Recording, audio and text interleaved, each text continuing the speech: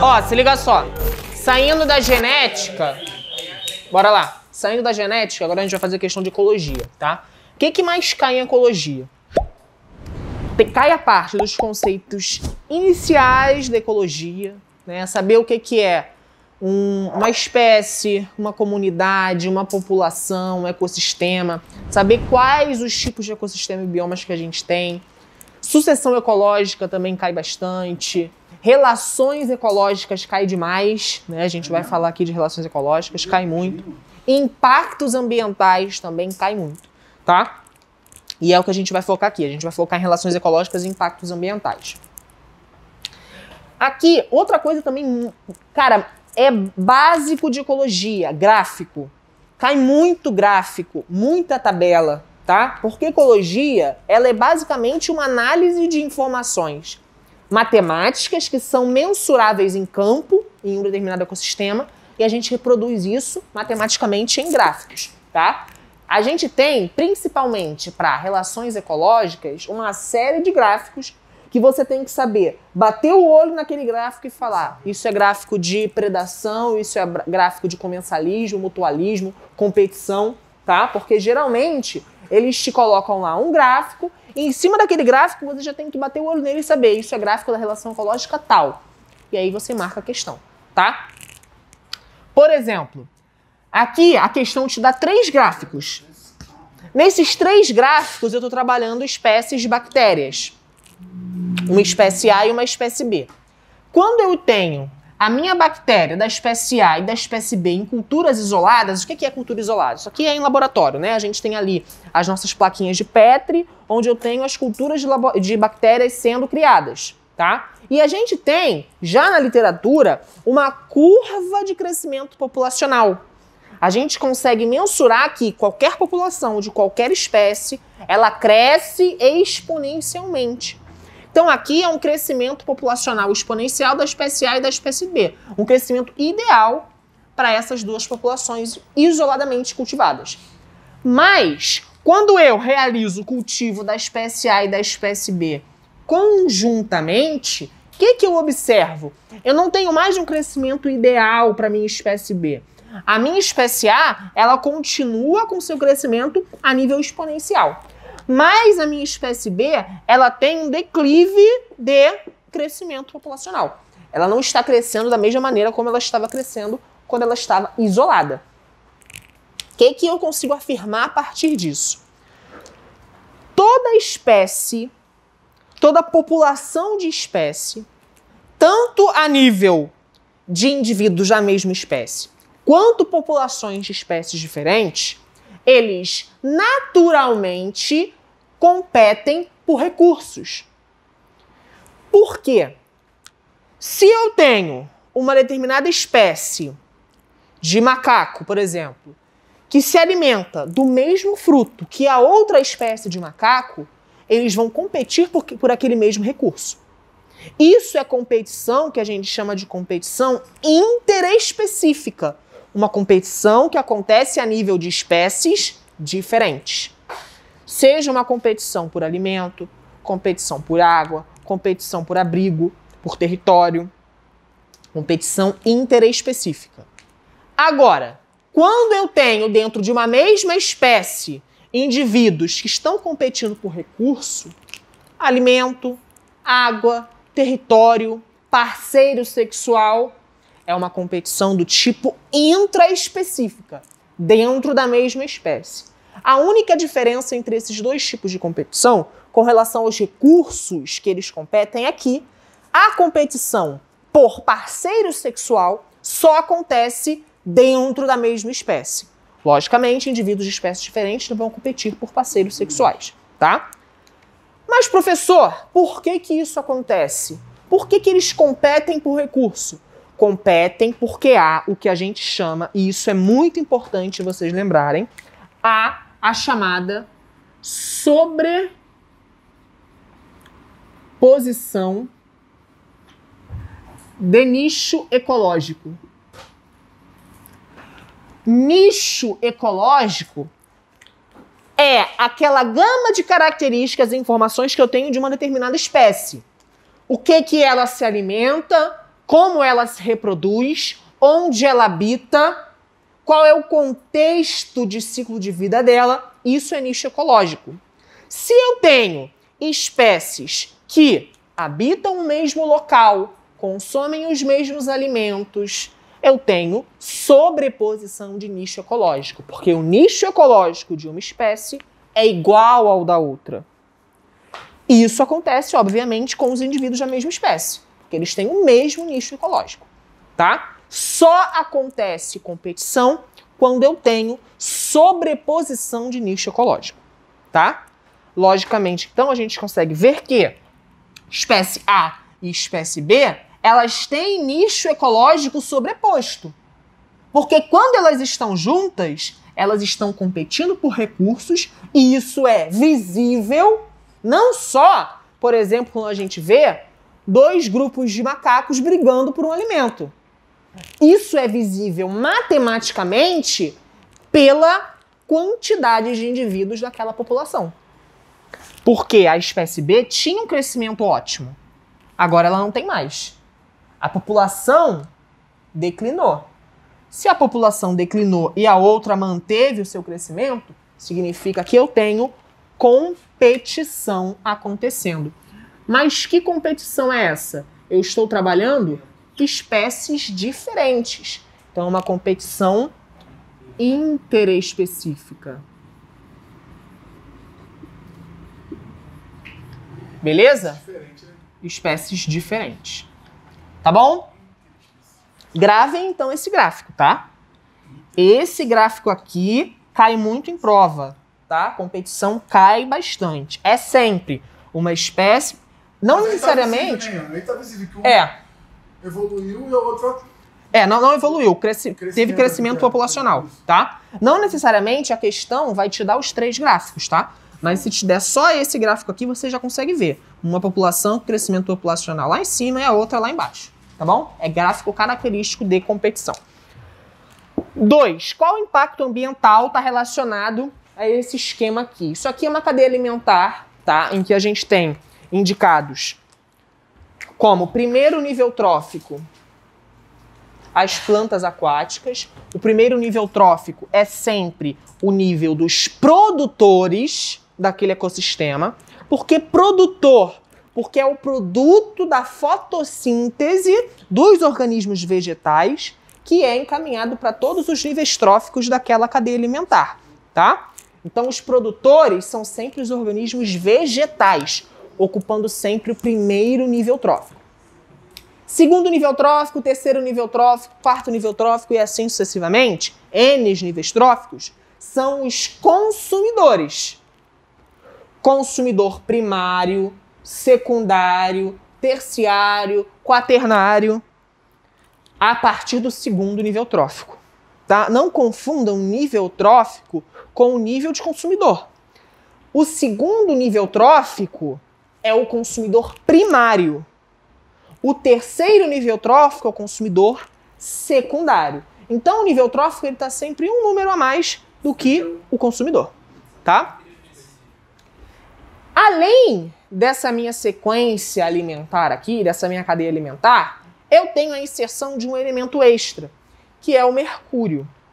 Isso acontece muito em garimpos, né? O mercúrio é utilizado para poder precipitar o ouro. E o mercúrio, ele tem uma capacidade bioacumulativa. Ou seja, ele se acumula nos tecidos animais.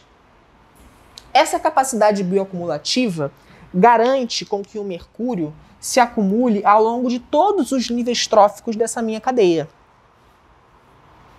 Só que, pensem só, o caramujo comeu a planta. A planta já tinha uma concentração de mercúrio nos tecidos dela. O caramujo também. Quando ele comeu a planta, ele incorporou a concentração de mercúrio dela. Então ele tem a concentração dele mais a concentração da planta que ele comeu. Os peixes já têm uma concentração de mercúrio nos seus tecidos. E eles comeram caramujo que comeu a planta. Então ele incorpora toda essa concentração. É uma cadeia bioacumulativa. Ou seja, dentro dessa minha linha trófica, qual vai ser o maior nível trófico que vai ter a maior concentração de mercúrio? Sempre o último nível trófico. Sempre os consumidores de topo de cadeia. Por exemplo, se a gente pensar lá nas populações ribeirinhas que se alimentam desses peixes, quem vai ser o nível trófico que vai ter? Os próprios ribeirinhos. Tá? Por isso que é tão perigoso a utilização de mercúrio em garimpos. Qual que é o nome desse impacto ambiental? Ele tem dois nomes. Esse que eu já falei que é bioacumulação. Exatamente. Ou magnificação trófica. E vai se acumular no nível trófico de topo de cadeia. No caso aqui, as aves, que é o maior nível trófico. Tá? Isso cai muito. Cai bastante, tá? Próximo. Mais uma vez gráficos, ó. Cada um. Dá 3? Dá 3, é. E a da 4? E a da 2? Essa. Aqui na 4 a gente tem vários gráficos. Cada gráfico ele está específico para um tipo de relação ecológica, tá? Nós já vimos ali que o gráfico característico de competição é um gráfico mais ou menos nesse esquema, né? Uma população que tem crescimento ótimo, populacional, e a outra que tem declínio de crescimento populacional. Então é fácil. A opção A é um gráfico característico de competição e não de predação. Cai muito também em prova? Cai muito, cai muito. Todos esses gráficos aqui você precisa lançar o olho e saber, tá? A B, vejam só. Aqui é muito sutil a interpretação desse gráfico, tá? Eu tenho duas espécies. Essas populações de espécies estão ali coexistindo em um mesmo ecossistema e de alguma forma elas interagem. Olha só, a espécie A, ela teve um crescimento exponencial da sua população, de modo que a espécie B acompanhou esse crescimento. Então a gente vê que o crescimento de uma depende do crescimento da outra. Então não teve competição. Não tem competição. Mas chega um ponto em que a população da espécie A começa a ter um decréscimo, ela cai.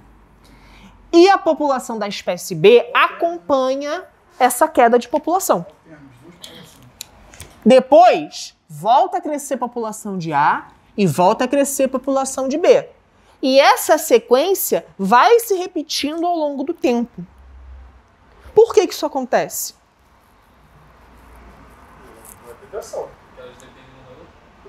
De que forma? Hã? Você falou? Depende uma da outra. É, mas de que forma essa dependência? Vê, uma cresceu a população, a outra acompanhou esse crescimento. A partir do momento que a outra cai a população, a outra cai também. Então elas dependem uma da outra no crescimento e na... Mas por quê? Uma se alimenta da outra. A presa, ela tem um crescimento populacional e o predador acompanha esse crescimento. Por quê? Tem muita presa disponível, ele está se alimentando daquilo ali, está reproduzindo. Só que chega um momento que a população de predador é tão grande que a população de presas não garante o crescimento populacional da população de predador. Falta alimento. Alterna entre elas. E aí, então, eu tenho pouca presa, a população cai. Consequentemente, tem pouco alimento para o predador. Eles começam a morrer. E aí cai novamente. Então, isso daqui é um gráfico característico de predador e presa. E qual é a relação? Predação. É assim que se mantém o equilíbrio da natureza. Isso é necessário. Beleza? Infelizmente é assim que funciona. Pois é. Uns morrem para outros viverem. Esse gráfico aqui, vejam só, tanto o gráfico A quanto o gráfico B, eu tenho declínio de populações. No caso do gráfico A, é a população B que cai a população. No caso do gráfico B, eu tenho as duas populações alternando entre crescimento e queda. Já no gráfico C, eu tenho só crescimento. As duas crescem juntas. Espécies diferentes. São espécies diferentes. Se alimentam de coisas diferentes. Pode ser também. Podem se alimentar de coisas diferentes. Mas aqui é um outro tipo de olhar. A e B crescem juntas. Elas dependem uma da outra ou não? Elas vivem bem convivendo, não tem nada. Olha o gráfico. Elas estão crescendo juntas. Depende. Elas dependem uma da outra. Porque elas estão juntas, estão crescendo juntas. Qual é o tipo de relação ecológica que eu tenho a dependência de uma espécie para com a outra e as duas, estando juntas, elas têm um crescimento ótimo? Foi o que ele falou. Comensalismo, uma não depende da Se outra. alimenta de espécies diferentes, não é isso aí. Parece parasitismo, mas sem a parte sem um lado ruim. Um ajuda o outro. Mutualismo. Não é acreditação. Eu só esqueci o termo, mas parece É do Então o que é peixe. isso? É dos peixes pequenininhos com. Não, aí é comensalismo. Com tubarão é comensalismo. Isso é comensalismo. Veio. É, porque pro tubarão é... Olha só. Aqui é importante a gente distinguir a diferença entre mutualismo e comensalismo. As duas são relações ecológicas que são benéficas, não tem queda de população. Aqui são relações ecológicas em que tem prejuízo para um dos lados, então elas são chamadas de desarmônicas. Aqui é uma relação harmônica, tanto mutualismo quanto comensalismo. Mas, no comensalismo, a relação entre eles dois é uma relação que não exige interdependência. Eles, estando juntos, é bom para um e indiferente para o outro. É o caso do tubarão e das rêmoras. As rêmoras, que são aqueles peixes que estão aderidos ali no ventre do tubarão, elas nadam sempre próximas ao tubarão. O tubarão se alimenta, elas se alimentam dos restos de alimento. Para o tubarão, tanto faz a presença delas ali. Elas não servem de alimento para ele, também não estão beneficiando ele em nada. E as rêmoras, elas estão se beneficiando, se alimentando dos restos do tubarão. Isso é comensalismo. A rêmora é um comensal do tubarão. Agora o mutualismo não. Parasita? É quase um parasita. Mas de segurança dela também. é, o parasitismo não... Exatamente. O mutualismo, o comensalismo é indiferente para aquele cara. O parasitismo não. Não é indiferente para o cara que está sendo parasitado. O parasita, ele se alimenta do hospedeiro. Ou do hospedeiro ou dos nutrientes que aquele hospedeiro consegue obter. Senhor, é assim que funciona mais ou menos no nosso corpo, tipo, as bactérias que tem no nosso corpo, eles se alimentam das coisas que nós nos alimentamos. Aí não é comensalismo. Não, sim, mas tipo, depois da morte, já que ele não tem do que comer, ele se alimenta de nós mesmos. Mas aí em vida é mutualismo. Aí eu já explico por quê. No caso do parasita, o parasita, ele utiliza o hospedeiro para se alimentar e o hospedeiro, ele não é beneficiado. Ou ele está ali perdendo parte dele, ou ele está perdendo nutrientes para ele mesmo. Tá? Então é danoso para o hospedeiro. Tipo, o pior é um parasita. É. No caso do meu comensalismo, para o outro é indiferente. Tá? No caso das bactérias que a gente tem na nossa microbiota, é mutualismo. Porque a gente depende delas e elas dependem da gente. Elas sem a gente não conseguem sobreviver. E a gente sem elas também não. Por quê? Depois elas morrem, né? Depois de nós. Elas não tendo mais... exatamente. Agora, por que a gente depende dessas bactérias? A gente depende da nossa microbiota para evitar a proliferação de bactérias patogênicas. Quando a gente está, por exemplo, com uma infecção intestinal, significa que as bactérias que são benéficas para a gente estão como? Em queda de população. E a queda da população das bactérias benéficas faz com que bactérias patogênicas comecem a se proliferar. Então a gente precisa delas, por isso que a gente precisa tomar os probióticos e os prebióticos, para promover o crescimento das bactérias benéficas. E elas aproveitam o nosso intestino para poderem ali consumir os nutrientes, né, aquilo que não foi absorvido pela gente, tá? Aí é mutualismo. Beleza?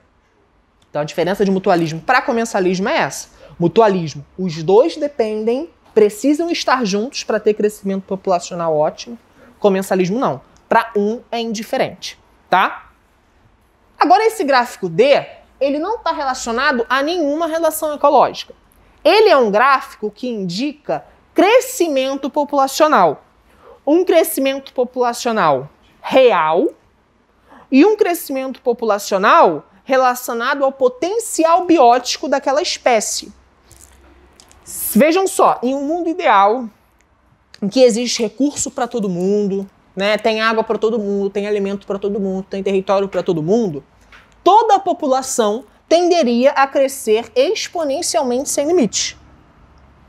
Mas, como a gente não vive nesse mundo ideal, a gente vive em um mundo em que os recursos eles são limitados, eu tenho que o ecossistema condiciona o crescimento populacional. O meio ambiente condiciona o crescimento populacional daquelas espécies.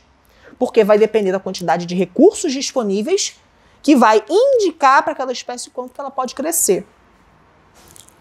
Aí é o meu crescimento populacional real, que está relacionado ao que a gente chama de K, que é a capacidade suporte do ambiente. O ambiente, ele suporta uma determinada quantidade de indivíduos de uma espécie. Se crescer demais, vai faltar recurso, vai ter competição e, naturalmente, aquela população começa a ter queda de crescimento. É aquela famosa seleção natural, que a gente já conhece. Isso aqui, esse crescimento X, é o crescimento que a gente chama de potencial biótico. Significa que, se tivesse recurso para todo mundo, aquela espécie teria potencial de crescer exponencialmente sem limite. Tá? Então aqui eu tenho um gráfico de crescimento ideal, um crescimento teórico e o crescimento real pautado na capacidade de suporte daquele ambiente. Ficou claro? Beleza?